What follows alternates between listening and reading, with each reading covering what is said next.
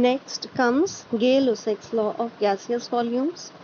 This law states that when gases react, they do so in simple multiple ratio of volumes, and if the product formed is also gas, then all the volumes they bear a simple whole number ratio under same conditions of temperature and pressure.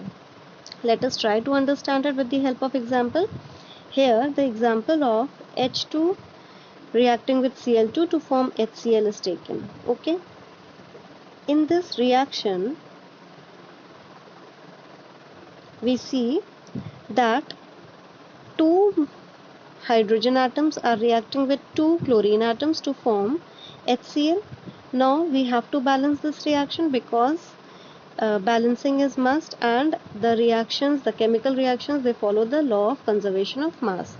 In order to follow that law of conservation of mass, which states that matter can neither be created nor it can be destroyed in a chemical reaction, we have to balance this. Okay, if we have not used here 2, then you could see then one atom of hydrogen and only one atom of chlorine will be present.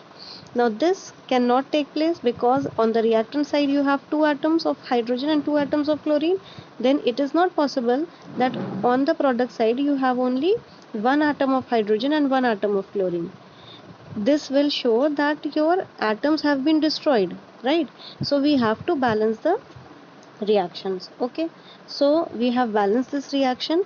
Now the numbers which we write in the front of the molecules, okay, these numbers are known as stoichiometric coefficients. What are they known as? Stoichiometric coefficients. These stoichiometric coefficients are important because they give us valuable information. The stoichiometric coefficient gives us the number of molecules, okay, in a balanced reaction. This number, stoichiometric coefficients, they tell us about the number of moles. Okay, so one, they tell us about the molecules. Secondly, they tell us about the number of moles that are reacting in a reaction. Okay, then third, particularly for gases, it tells us the volume of gases that are reacting together. Okay, so now what you can see here, that because the stoichiometric coefficient of hydrogen is 1, if nothing is written it means 1 is there. Because stoichiometric coefficient of chlorine is also 1, so we can say that one volume of hydrogen, this volume may be measured in milliliters, liter, whichever unit you are taking, but the unit should be same.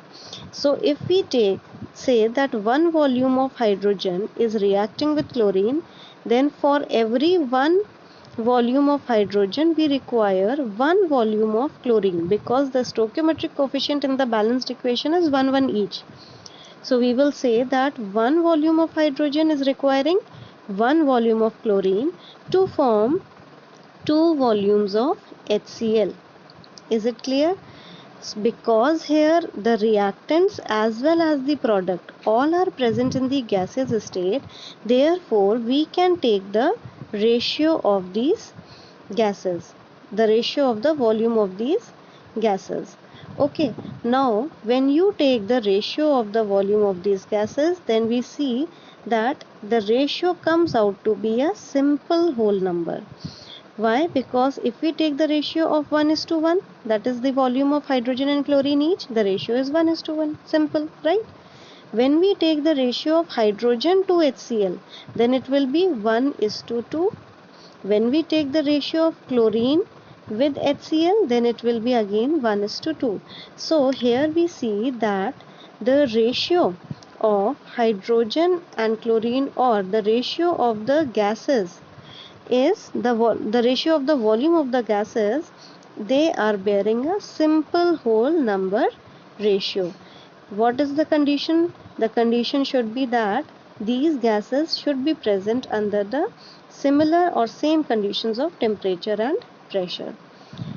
Okay, now let's take one example question. it says that calculate the volume of oxygen required to oxidize 10 liters of ethyne. C2H2 is ethyne. So for this, because the question is asking us about the volume of oxygen required to oxidize means combustion. Okay, so here we will first write the chemical equation for this reaction. Here ethyne, that is C2H2, is reacting with oxygen to form carbon dioxide and water. We know this, that whenever hydrocarbon reacts with oxygen, it undergoes combustion. The product formed are carbon dioxide and water vapor. Right. Now, because ethyne as well as oxygen both are present here in the gaseous state, right? So we need to balance this reaction first. Without balancing the reaction, we will never proceed for any law of chemical combinations. Okay, so first we will do the balancing. So here you can see that 1 mole of ethyne is reacting with 5/2 moles of oxygen to produce 2 moles of carbon dioxide and 1 mole of water vapors. Now, because here the question is asking you that what is the volume of oxygen required to oxidize 10 liter of ethyne. So we are considering only oxygen and ethyne. We have nothing to do with these two compounds. Okay, so here what we can see, according to the balancing, 1 mole of, or we can say 1 volume of ethyne is reacting with 2.5 volume of oxygen.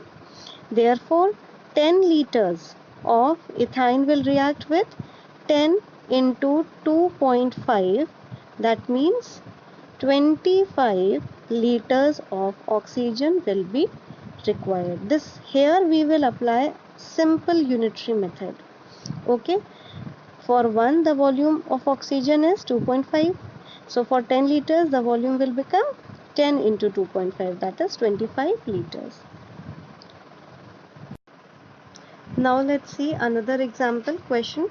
When 100 ml of methane burns, it produces carbon dioxide and water vapor. Find the volume of oxygen required and carbon dioxide produced. Okay, so here we will first write the balanced equation.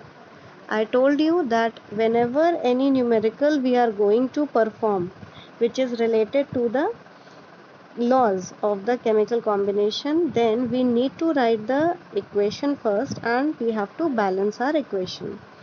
So here we have done the balancing.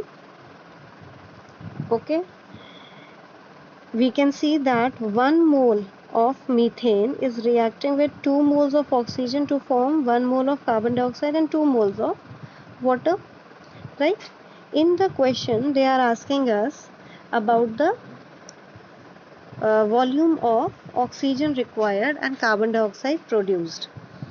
Okay, so first you take oxygen. We can see that 1 mole of methane is requiring 2 moles of 2 moles of oxygen, or we can say in terms of volume that 1 volume of methane is requiring 2 volume of oxygen. So therefore 100 ml of methane will require 200 ml of oxygen. Very simple. Now come to carbon dioxide. Again see the balanced equation.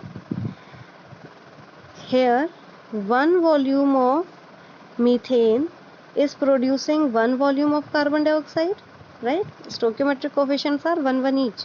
So 1 volume of methane is producing 1 volume of carbon dioxide. Therefore 100 ml of methane will produce the same amount of carbon dioxide, that is 100 ml. Okay,